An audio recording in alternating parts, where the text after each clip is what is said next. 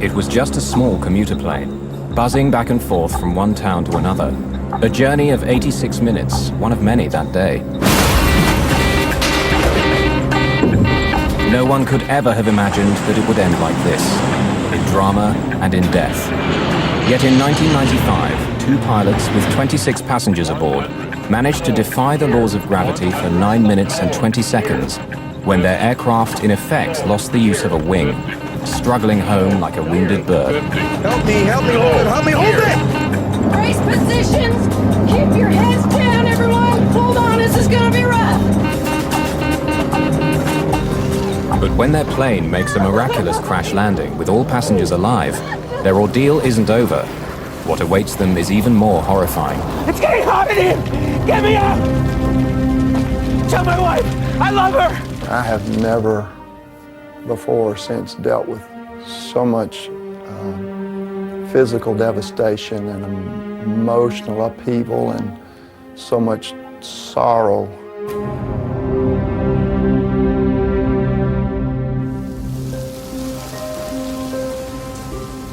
Flying isn't always glamorous. Regional airlines are like the buses of the air, trundling back and forth from one small city to another. Crews operate several flights a day, working for up to 15 hours. They face interminable ground delays and often surly passengers. If a flight gets cancelled, they don't get paid, but they enjoy their work. Atlanta Airport in Georgia has become one of the busiest in the world. It's the home of a very successful regional airline, Atlantic Southeast. ASA serves every town and city of the southeastern United States with a fleet of 83 turboprops. In 1995, most of them were Brasilias built by the Brazilian firm Embraer. The Brasilia is a high-performance aircraft with state-of-the-art avionics and a top speed of 378 miles per hour. Today, after 18,000 successful flights, this Brasilia will take off for the last time. Takeoff check, below the line. I've got your lights. Captain Ed Ganaway and First Officer Matt Warmerdam have just flown in from Macon, Georgia. Turn the lights on. Going through the departure checklist, they're now ready for their second flight of the day, Flight ASA 529 to Gulfport, Mississippi. Hi. Hi there. Flight attendant Robin Feck has been with ASA for just over 2 years. Hi there. Her cabin is a cramped space, only 31 feet long. Most of her 26 passengers are seasoned business travelers, ranging in age from 18 to 69. Among them are 6 engineers, 2 deputy sheriffs, a minister, 2 Air Force personnel, and even an aspiring flight attendant. For them, the short trip to Gulfport, Mississippi is a routine journey. But they're half an hour late on their schedule already. Okay, power's set.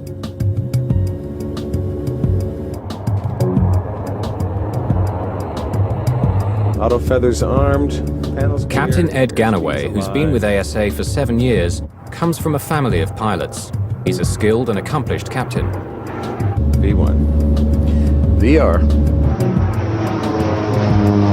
Pause rate. Gear up. AC 529, contact departure, fly heading 060 now. We'll see you. The two men have only been flying together for 4 months, but get along well. See ya. At 6'3" and 200 pounds, Matt Warmerdam is a tight fit in the Brasilia's cramped cockpit. I think all pilots would agree that the Brasilia was a constant love-hate relationship. It was, at the time, the fastest, sleekest turboprop around. And it was also very tricky to master. The thing was built like a Sherman tank.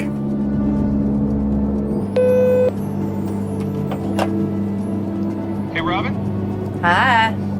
It'll just be a couple more minutes like this. It's gonna smooth out. Okay, just a couple more minutes and I'll be able to get up? Yes, ma'am. All right, thank you. See ya.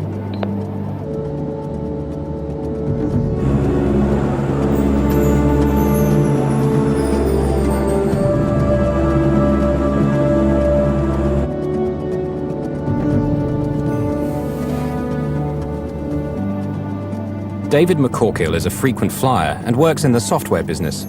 He's on his way to an important meeting. Good afternoon, ladies and gentlemen. Welcome aboard. Aboard Atlantic Southeast Airlines Flight 529, service to Gulfport, Mississippi. We're passing through 13,000 feet. The captain has turned off the fasten seatbelt signs. However, if you are in your seats, we suggest that you do so with your seatbelt loosely around your waist, just in case we encounter any turbulence en route. Chuck Pfisterer, a nervous flyer, works for a paper company and is on his way to visit a new mill. AC 529, climb and maintain flight level 200. 200 AC 529. 20. The Brasilia, on autopilot, is climbing towards its cruising altitude of 24,000 feet. 24. 24. But the plane will never make it to this altitude. Autopilot, engine control, oil. The sound of that Autopilot, was engine tremendous. It was as if someone had taken a baseball bat and hit an aluminum garbage can as hard as they could. It was just a gigantic crashing sound. And the airplane immediately lurched to the left. I heard a loud bang, and that's what, just shot me awake. Not knowing really what happened, I looked over and noticed everyone looking left out the window.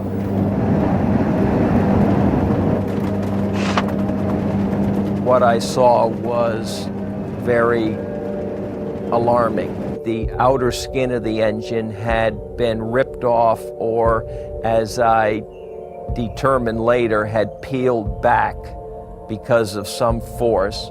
I could see the components of the engine itself, and I could see fluid leaving the engine and exiting the back of the wing. Autopilot, engine Warning lights and chimes go oil. off, signaling trouble in the left engine. The autopilot trips off as a result, and Ganaway takes control of the plane. Autopilot, engine control, oil. The plane is falling 5,500 feet a minute, the equivalent of over 90 feet every second. Oil from the destroyed engine is seeping into the air conditioning pack, bringing smoke into the cabin. Autopilot, engine control, oil. Back off. Autopilot, We've got the left engine out. oil. Left power lever. Autopilot, Flight idle. oil. Unaware that the left engine is destroyed, the pilot tries to adjust its propeller to improve the plane's lift. Oil. Left condition lever. Autopilot, Left condition lever. Feather. Warmadam attempts to feather the propeller, which means changing the angle of the blades in order to minimize air resistance. autopilot, The warning light indicates fire in the left engine. Left condition lever. Fuel shut off. No matter what Ganaway does, the plane is still pulling violently to the left. He struggles to counteract it by pushing hard to the right, using both rudder and control column. I need some help here. autopilot, I need some help on this. oil. The force of the crippled wing pulling to the left is relentless. Without the efforts of the pilots to keep the plane stable, it would roll into a spin and spiral down into the ground, killing everyone on board. The engine has turned into a mass of misshapen, twisted metal, fatally weakening the wing's aerodynamic capabilities and dragging it down. Autopilot. The plane wants to keep turning left. The pilots must push hard right on the rudder to the limit to keep them flying straight. Engine control. Captain Ganaway is confused. Feathering the propeller has not reduced the drag.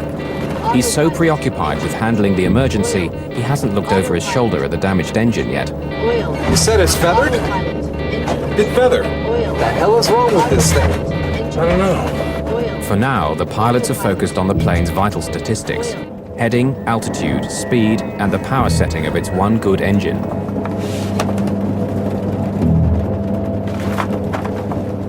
Well, these planes were designed to fly with one engine. The airplane is capable of flying on one engine. However, in the case of 529, not only do you have an engine that has malfunctioned and stopped running, but now it is broken from its normal mounted position and canted, which creates a very increased or dramatic aerodynamic effect on the airplane. Let's close these. Oh, sir, you don't need to be looking at that. My reaction was, the hell with you. If I want to look out the window, I'm going to look out the window because these are the last moments of my life. Whoa! It's all right. That's just what turbulence feels like with one engine. Are we gonna make it? Oh, sir, of course we're gonna make it. How can the plane fly like that? Well, these planes were designed to fly with only one engine. We're not gonna make it. What was important wasn't the conversation between the two of us. I think that it was what was in our eyes. I think that she knew that I knew that this was a huge problem and that it probably wasn't going to be something that was going to end without tragedy. The pilots have managed to slow the plane's catastrophic rate of descent, but not halt it. In fact, the airspeed has actually increased to 224 miles per hour. Captain Ganaway is puzzled. He's flown a Brasilia on one engine before and landed it without difficulty. This plane has something very wrong. Atlanta Center. AC529 declaring an emergency. We've had an engine failure. We're out of 14-2 at this time. AC529, roger. Left turn direct Atlanta. Flight 529, now flying over Alabama, makes a left turn back towards Atlanta. But the airport is almost 58 miles away. Will they make it? The plane has begun to descend again and at breakneck speed. Warmerdam cancels the master caution warning, finally silencing the plane's alarms. Captain Ganaway experiments with his controls, trying everything. Suddenly, the nose of the Brasilia lifts up and the plane's speed slows to 186 miles per hour. AC529, say altitude descending to? Right of 11,600 at this time, AC529.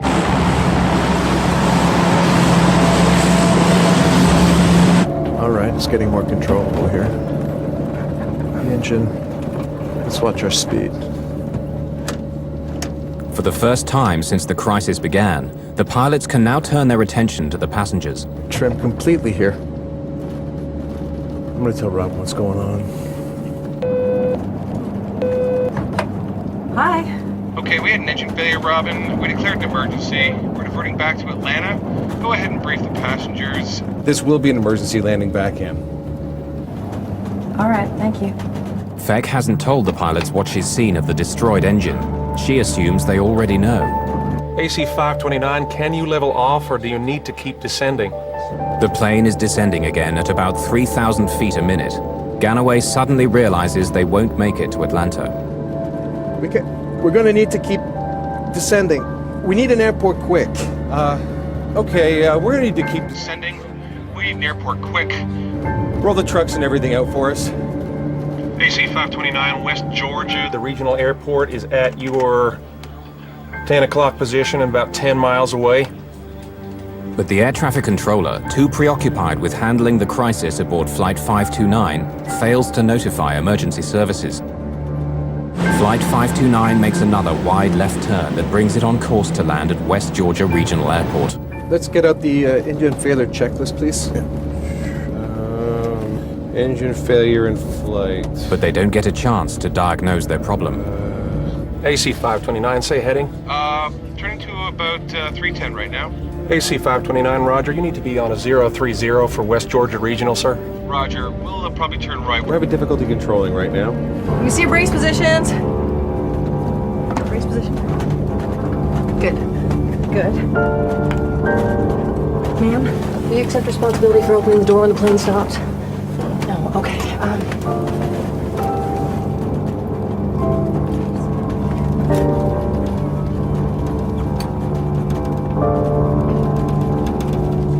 APU, if available, start. You want me to start it?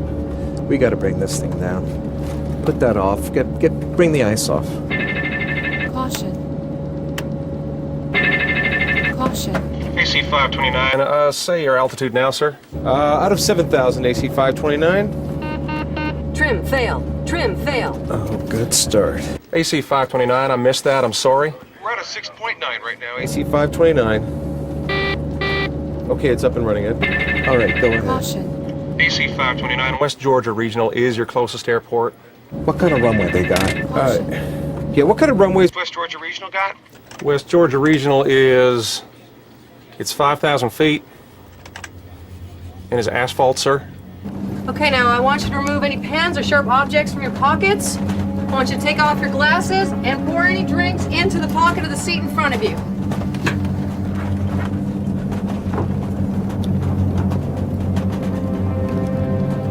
we had to put the drinks in our pocket in front of us. I think that shook a few of us.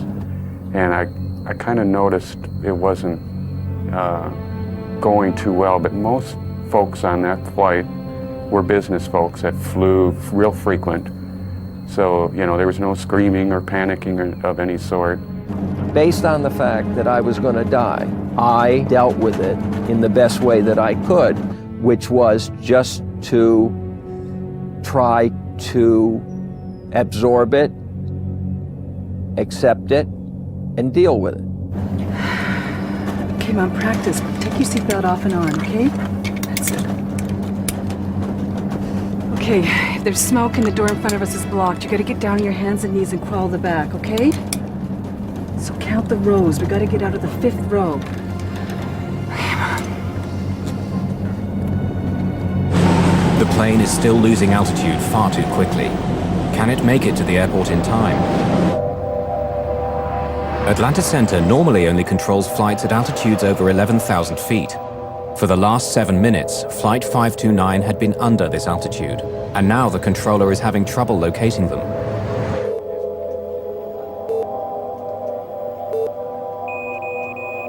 AC 529, I've lost your transponder. Say altitude. We're at a 4.5 at this time. AC 529, I've got you now, and the airport's at your... Say you're heading now, sir? We are heading 080. Roger. You need about 10 degrees left. West Georgia Regional Airport is only 8 miles away, beneath the clouds. 2 minutes flying time, but they're not sure they can keep airborne that long. I'll tell you what, let me put you on approach. He works that airport and we'll be able to give you more information. Contact Atlanta Approach at 12.0. Atlanta Approach Air Traffic Control. It monitors planes within a much smaller airspace, including West Georgia Regional Airport. The Brasilia, now at 3,400 feet, has slowed its descent to 1,800 feet per minute, but that's still too fast. They won't make it to the airport.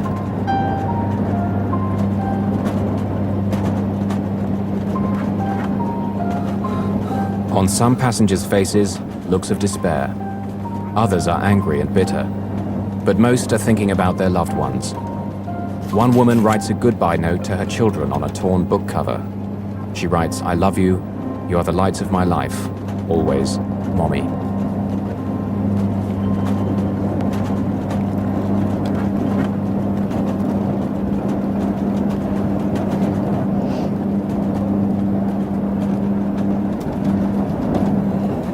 I think we should pray. 7 minutes have passed. For the first time, Captain Ganaway manages to catch a glimpse of the left engine. The engine's exploded. It's just hanging out there. This was something his instruments hadn't told him. It's no simple engine failure. The engine is just dangling off the wing. He knows he could land a Brasilia with a failed engine, but not when it's torn apart. This is something his training hasn't prepared him for. He wishes he could see through the clouds. Atlanta Approach, AC 529. AC 529, Atlanta Approach here. Yes, sir, we're with you, declaring an emergency. AC 529, roger. Expect localizer runway 34 approach. And could you fly heading 180? 160. Localizer frequency. The controller's flight path will take the Brasilia several miles south before landing. Ganaway knows he doesn't have the extra minutes that this will take. We can get it in on a visual. Just give us the vectors. We'll go the visual. He asks for directions to take the plane straight in using the shortest possible route.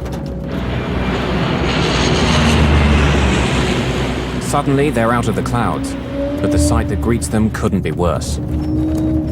In front of them, no airport, only forest and villages. Captain Ganaway, who never stutters, does now. Single engine checklist, please. Where the hell is it?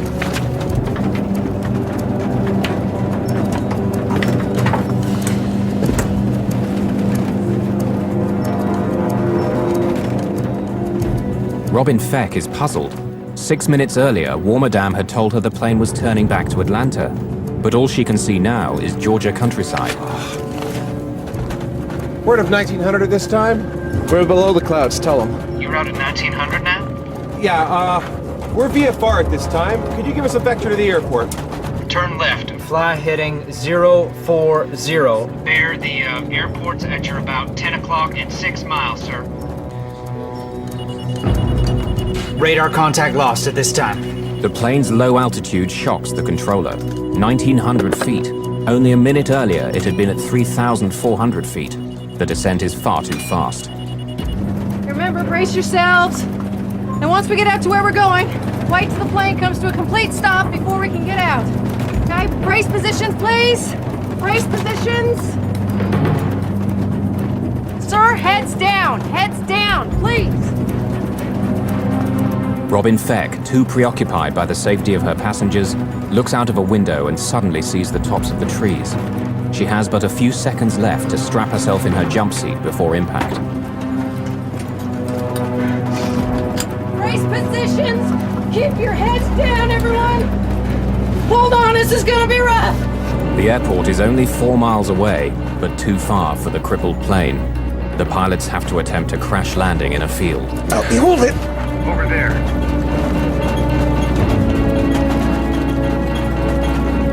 Help me hold it, help me hold it!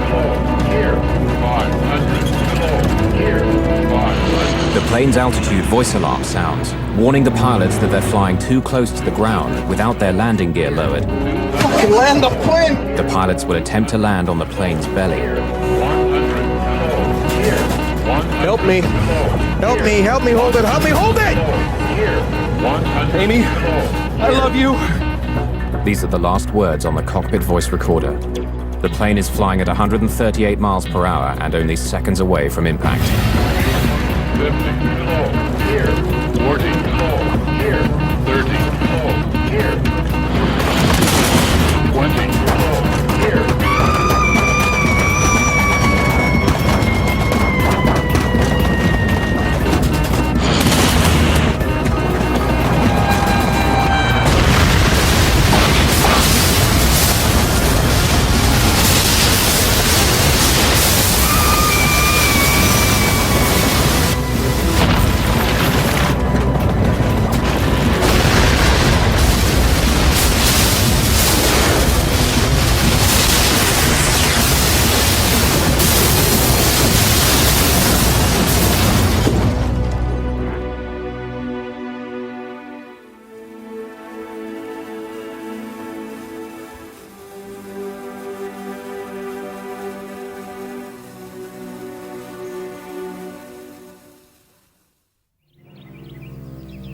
The plane had landed in a small field in Burwell, a sleepy farming community near Carrollton, Georgia, where nothing major ever happens.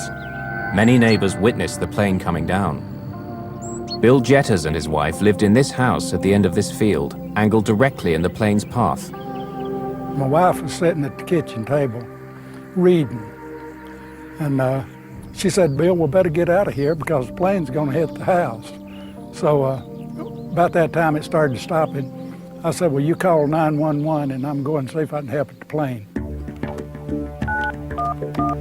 Emergency? Yes, we have a plane crashed in our backyard. A plane crashed? Yes, somebody out here currently. 8 minutes had passed since First Officer Warmerdam had declared an emergency and asked Atlanta Center for rescue vehicles to be alerted. But the controller hadn't passed on the message. Minutes would make the difference now between life and death. The local emergency services responded quickly, but were still many miles away.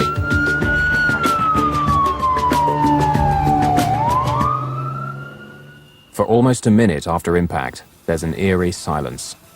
The plane fuselage is broken in two. Could anyone survive?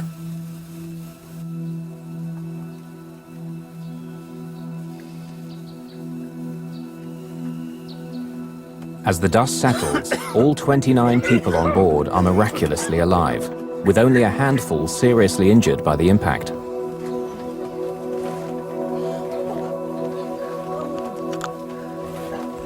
It was an amazing situation only because I just couldn't even believe that I was alive at that point, and I couldn't believe that I was looking at something that was real. But a new disaster is gathering. Fuel from the shattered wing tanks is pouring onto the ground. The last thing I remember is the sound of hitting the trees, and then I honestly don't recall impact. Captain Ed Ganaway has been knocked unconscious by a blow to the head during the impacts. When First Officer Matt Warmerdam regains consciousness, he realizes they're stuck. The cockpit door is jammed, and smoke is slowly seeping in. He reaches for the emergency crash axe. The cockpit window is the only way out. The next immediate thought I had was, now we're going to blow up. So get out of there. It was burning, right in the opening. So I just jumped over. And I headed towards the opening, and I walked out of the aircraft, and I walked away from it. The sparks ignite the fuel vapors, creating a blazing fire. Within seconds, the fire spreads to the fuselage. In the rear section of the plane, the passengers are now trapped by flames burning at 1800 degrees centigrade. They can hear screams from the field outside, where some passengers are already suffering from terrible burns. To escape, they too have to run through the fire, not fall in it, hoping for the best.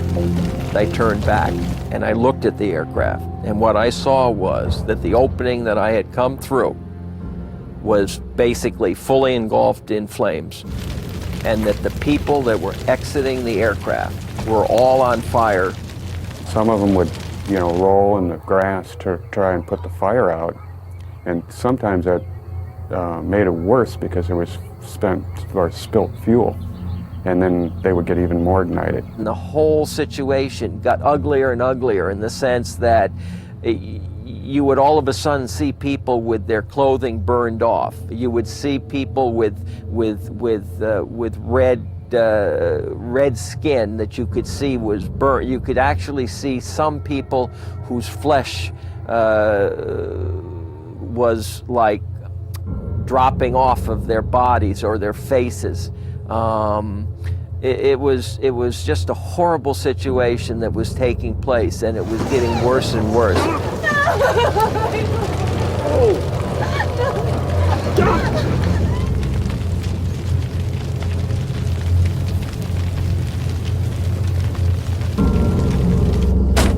Matt Warmerdam, his right shoulder dislocated, is banging the axe against the window with his left hand.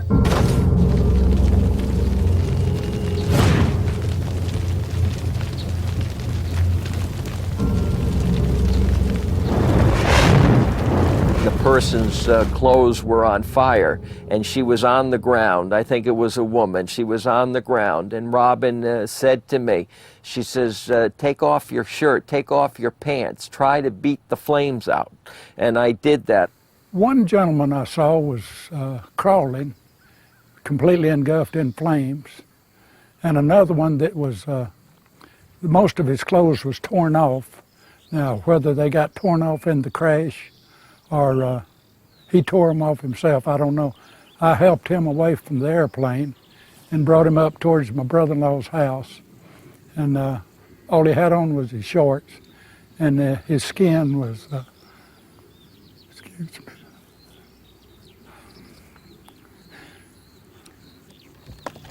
Well, being a paralyzed person myself, I knew that I couldn't do much for them. I was looking and I thought to myself, that'll be these people that on that airplane are seeing the last seconds of a normal life that they'll ever live.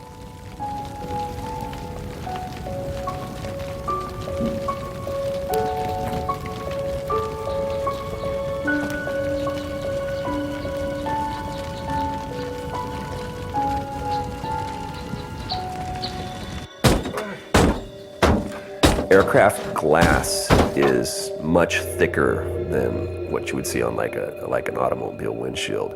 It's several different composite layers that have been temper treated together to make it a very, very tough surface.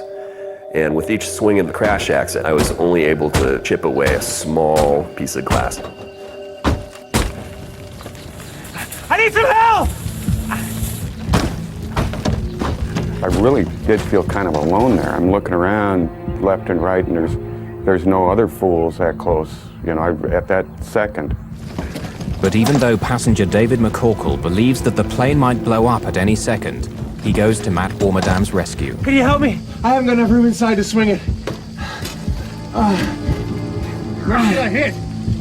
In here. Hang on a second, hang on, I gotta get some air.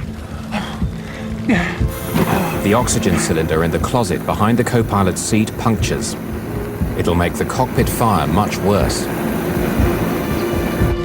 Okay. Go ahead. Okay.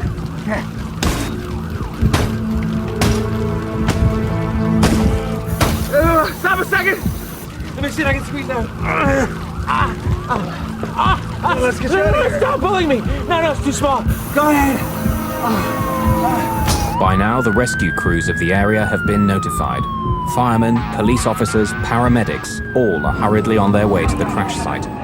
Will the fire trucks arrive in time to save Matt Warmerdam before the cockpit gets engulfed in flames? David McCorkle is exhausted trying to break the strong glass. Suddenly, a heat flame pops at him from below the cockpit. He backs off, scared for his life. You aren't gonna let me die, are you? He has children, and he must think of them as well. How can he sacrifice his life for a man he does not know? Now more determined than ever, he bangs even harder and faster. Then suddenly, the weakened axe head flies off. It's getting hot in here! Get me out! Guy Pope, a police officer, is the first rescue worker to reach the burning plane. I was about 3 miles from here when I received the call. And about halfway here, I could see the smoke, pretty heavy smoke. And I got out of the car and I ran up to the plane. And when I went around the nose of the plane, one of the passengers handed me a hatchet and said that the pilot was inside. And I took the hatchet and started trying to cut a bigger hole. I couldn't get around behind the cockpit because of fire. It was still burning pretty heavy, and there was an oxygen bottle there blowing the fire. And, you know, it's just one of them things. You see a man burn, you don't forget it. This is live footage taken with a video from the windshield of a Georgia State Patrol police car as rescue workers are arriving at the site. At this moment, all passengers are out of the 2 sections of the broken plane, except pilots Ed Ganaway and Matt Warmerdam, who remain prisoners of their cockpit. Well, first off, I had to tear the back of the cockpit out. It had burnt and there was no door, visible door or anything like that, so I actually took my hands and tore it out. When I started to pull him out, he looked up and he said, "Tell my wife, Amy, that I love her." I said, "No, sir, you tell her that you love her, because I'm getting you out of here." Inside the ambulance, I worked with him, and I thought that probably he would not make it. I took his name badge and pinned it on his underwear, which was the only thing I'd left on him, trying to cool him down, because I thought that if he died, at least someone would know who he was. Surprisingly, Matt was aware of everything around him, and he kept trying to assure me that things were going to be okay. He was comforting me, because at that particular time I was crying. Matthew actually took his burned hand and wiped a tear away. They found Captain Ganaway dead in the cockpit. He had struck his head on impact and never regained consciousness. He died of burns and smoke inhalation. The crash survivors, some with broken bones and others with burns ranging from minor to 92%, are rushed to various hospitals in Georgia. 13 passengers were brought to Tanner Hospital in Carrollton, 15 minutes away, where Code Black was immediately applied, meaning everybody helps. Dr. Bobby Mitchell, after working a night shift, was awakened. He was responsible for treating 4 survivors, including flight attendant Robin Feck. When I got to the hospital, some of the people that had survived the plane crash were already here. The smell was initially just a wave of jet fuel that just hit you as the door opened, and then that was mixed with just a pungent, horrible odor of burned flesh. Ms. Feck, she had a cut on her scalp and a couple of broken bones, like a collarbone and an arm, and She was in a great deal of pain herself, although she didn't particularly want me to be dealing with her. She said, "You get back with them," and the orthopedist soon took over her care. She was clearly still trying to care for her passengers.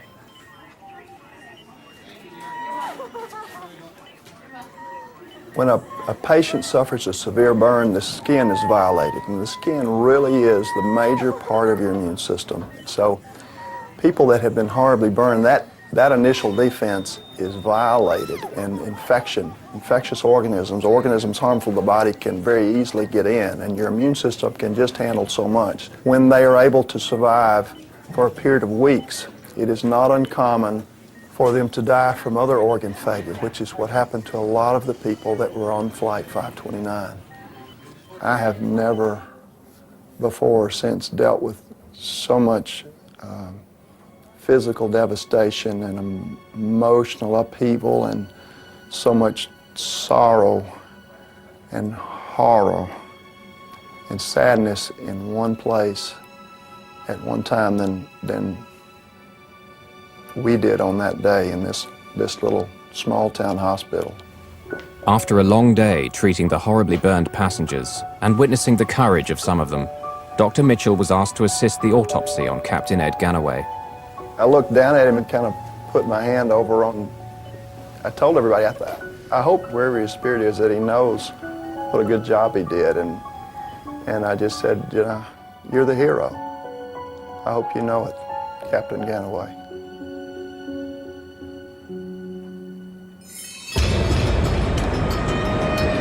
Regional airlines are a North American phenomenon. In the early 1960s, a small band of independent airlines first became known as air taxis, which in time became commuter airlines, then finally regional airlines. In 1978, the US deregulated the airlines, and as the small and mid-sized cities became the economic engine of the country, regional airlines prospered as never before. The National Transportation Safety Board in the United States is responsible for investigating air disasters. Its GO team is on duty 24 hours a day to fly to the scene of any major crash. The NTSB will have several subgroups working at the same time, each examining a particular part of the plane. Gordon Jim Hookey, an aerospace engineer, was in charge of the propeller maintenance group. We went out to the crash site, and in the usual fashion, you just kind of look around and get a feel for where all the pieces are. We came along the propeller assembly that was missing. Looking down through the dirt, we could see the telltale marks, the beach marks along the fracture surface that indicated it might have been a fatigue fracture. During the last 10 minutes of Flight 529, no one on board the plane suspected that the engine failure had been caused by a propeller blade fracture. Hookey had good reason to be concerned by the broken propeller blade. He'd seen it all before. 4 years earlier, another ASA Brasilia had nosedived and crashed in woods in Georgia, killing all 23 people aboard, including former US Senator John Tower of Texas and Space Shuttle astronaut Manly Sonny Carter. The NTSB's investigation of that incident had found the crash had been caused by a badly designed propeller control unit, and they blamed the manufacturer, Hamilton Standard. Then in March 1994, just 17 months before ASA 529, on 2 separate commercial flights, identical propeller blades broke from metal fatigue over Canada and over Brazil. In both cases, the aircraft involved managed to land safely. These accidents pointed to serious problems in Hamilton Standard propellers and became a major crisis for the company. Airlines were ordered by the government to carry out an inspection of all the 15,000 propeller blades in service. Investigators found that the broken propeller had been declared suspect and sent back to Hamilton Standard for inspection. When the ASA mechanics took the blade off the hub, as soon as they turned it over, we marked down the serial number. So when we went back to do the records, we could immediately go to that particular blade. Investigator Jim Hookey took the broken blade stub to Atlanta Airport. From there, it was sent to the NTSB laboratory in Washington. By next morning, blade number 861398 was being examined under a scanning microscope. Investigators found telltale deposits of chlorine, a corrosive substance known to eat into the inner walls of the propeller blade. So then the question becomes, where did the chlorine come from? In 2 of the previous propeller failures, the problem had also been traced to corrosion caused by chlorine in the inner wall of the blade. Flight 529's blade had also snapped off 13.2 inches from the hub, very similar to the 2 previous blade failures. Under the microscope, NTSB scientists saw that 2 cracks along the inner wall of the blade had joined to form a single fissure. This had grown and grown until it circled the blade, at which point it snapped under the stress of normal operation. But the NTSB scientists noted something else. On the inner surface, extending about 1.5 inches from the fracture, there was a series of sanding marks. Hookey set off to Hamilton Standard, intent on getting the maintenance records for the propellers. What had been done to the blade when it had been recalled? At the factory, Hookey examined the blade's repair reports. He noted the initials of the technician who did the work, CSB, Christopher Scott Bender. He was a young technician who worked at a Hamilton Standard propeller repair facility. Christopher Bender had watched the news of the accident on television, little realizing how he was involved in the accident. I saw the Hamilton Standard prop on it, and I was like, I hope this is not a prop failure. It was just kind of the back of my mind, and that morning they were like, you know, the NTSB is down there, FAA is investigating, and they've called in some of our engineers to go also down there, and it might be a prop failure. And as soon as I heard that, my heart just sank. I was like, you know, I think I might have even cried a little bit because I was just, you know, just emotionally overwhelmed that, you know, something I had put my hands on, the procedure that somebody trusted me to do failed, and because that somebody had died. After discovering the technician who had last worked on the propeller blade that caused the crash of ASA 529, the NTSB now had to find out how the blade had passed inspection. Propeller blades are hollow. Inside, weights are inserted to balance the prop. They're kept in place by a cork soaked in chlorine. It was the chlorine that had caused the corrosion in the previous accidents. However, on this blade, Bender had been unable to detect any evidence of corrosion. He then did what he'd been told to do: polish the inside of the blade. The draft accident report we present to you today involves Atlantic Southeast Airlines Flight 529. The NTSB found that by polishing the blade, Hamilton Standard had unwittingly removed all traces of the crack, and a later, more thorough ultrasound examination couldn't detect it. The NTSB asked for more accountability for management at Hamilton Standard. And so the final report read, the fracture was caused by a fatigue crack from multiple corrosion pits that were not discovered by Hamilton Standard because of inadequate and ineffective corporate inspection and repair techniques, training, documentation, and communications. Some final questions still needed to be answered. Why had the broken propeller blade destroyed the engine? In previous incidents, the entire propeller had fallen away harmlessly. But on Flight 529, blade loss unbalanced the propeller and led to uncontrollable high-speed shaking as the engine shuddered in its mountings. This was the ominous hammering sound heard by the passengers. It literally ripped the engine open and left the useless propeller jammed against the wing. The flight crew weren't handling the engine failure as a true engine failure in that some mechanical malfunction occurred and the engine stopped running. They didn't know that the engine actually had vibrated significantly and broken from its mount and actually canted or twisted on the wing. The NTSB found that the rescue services might have arrived more quickly if controllers had heeded Matt Warmerdam's request for help on the ground, given by radio 6.5 minutes before the crash. Another key NTSB recommendation was to replace the flimsy crash axe that had failed in Warmerdam's rescue with a sturdier model. Investigators praised the crew of Flight 529 for the way they dealt with the crisis, calling their reactions reasonable and appropriate. But the board could offer little advice on the one thing that had caused all these deaths: fire. The conundrum is, how do you make a fuel burn in an engine but not ignite when it's spilled? One way to reduce the severity of post-crash fires is by utilizing less flammable fuel.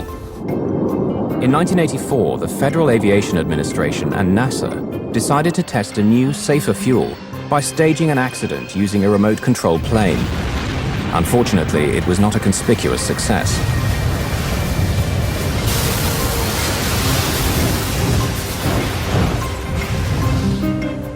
But the US Navy has been using a safer form of jet fuel called JP5 since the 1950s, yet it's not used in commercial aviation.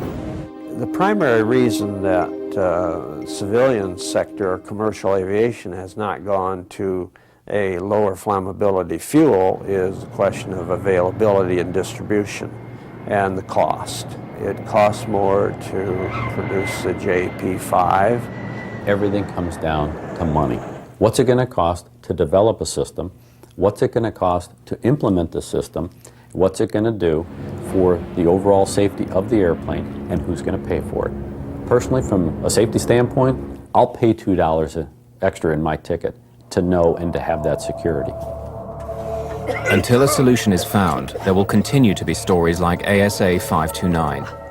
On impact, everyone on this flight had survived, but the subsequent fire became the killer. For the victims of the fire, recovery has been a slow, painful, and excruciating process. First Officer Matt Warmerdam was burned on 42% of his body. Some other survivors suffered up to 90% burns. Treatment included daily baths and removal of dead skin from burn wounds. There would be years of skin graft operations, the 24-hour-a-day wearing of pressure garments to minimize scarring, chronic itching and soreness, and daily physical therapy. Your ability to sense and feel through those areas is permanently changed for the worse. Temperature control is lost. When you walk from an air-conditioned building into the outside, you take for granted that your body starts accommodating that either by sweating or redirecting blood flow.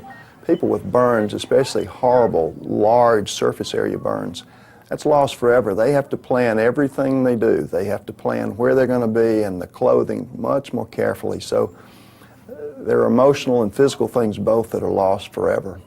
My medical treatments were quite extensive. I think I honestly have lost count how many surgeries I had to go through to get back to the point where I could fly again, but it's got to be somewhere near 50, including all the skin grafting things that they had to do in the hospital and as such. Psychologically was tough in the beginning. There I was, happy to be finally starting my career as I had dreamed it from my childhood, and it was suddenly ripped away.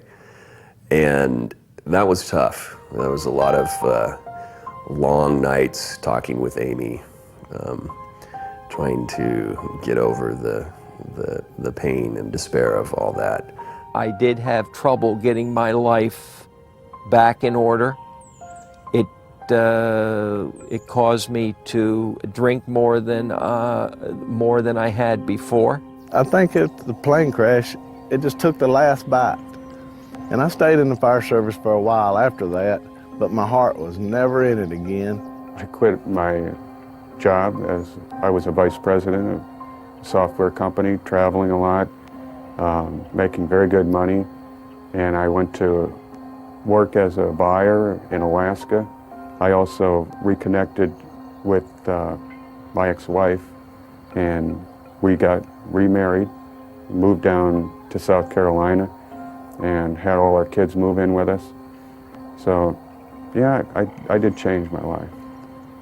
It helped me to kind of put a lot of things in perspective, including not only how I acted myself, but also how I treated other people.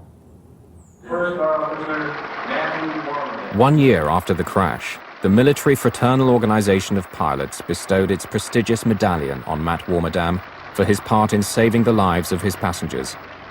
He accepted it in honor of the crew. Seeking closure on the trauma of the crash, residents built a memorial to the victims of Flight 529 behind Shiloh United Methodist Church, a short distance from the accident site in Burwell. You know, I wish this had never happened.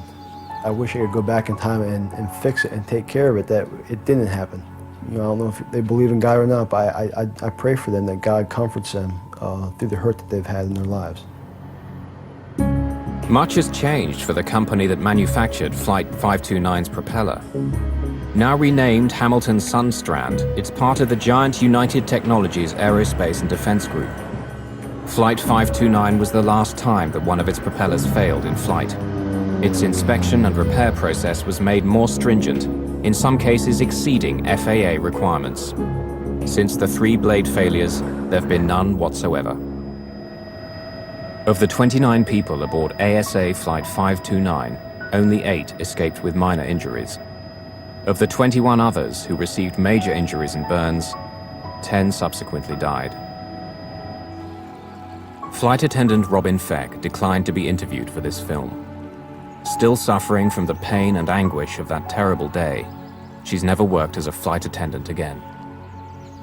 The best thing I ever could have done for myself was that day 2 years ago when I'd finished training and took the controls of a ASA plane and flew again. I stubbornly recaptured my dream. And now that I'm doing it again, it's just been a joy. It's what I do, it's what I love. It's what I always wanted to do with my life, and I'm doing it again.